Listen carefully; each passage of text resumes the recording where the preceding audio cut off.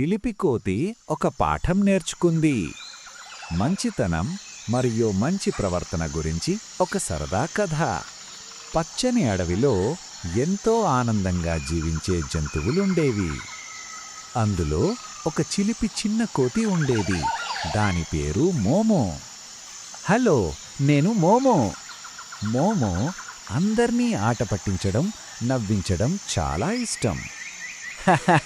నేను చాలా ఫన్నీ కదా. మోమో రోజంతా చెట్ల మీద నుంచి చెట్ల మీదికి దూకుతూ ఉండేవాడు. దూకు దూకు వీ. ఒకరోజు మోమోకు చెట్టుపై పెద్ద గుత్తి అరటిపండ్లు కనిపించాయి. వో, ఎంత అరటిపండ్లు! అన్నీ నావే! అయ్యో, మోమో కాలు జారి కొమ్మపై చిక్కుకుపోయాడు. ఆహ్! మోమో చాలా భయపడ్డాడు. సహాయం సహాయం, నేనిరుక్కున్నాను. నేను ఆట పట్టించినందుకు క్షమించండి. ఇక నేను మంచిగా ఉంటాను. అప్పుడు మోమో తన తప్పును అర్థం చేసుకున్నాడు. కొద్దిసేపటికి మోమో సురక్షితంగా కిందికి వచ్చాడు.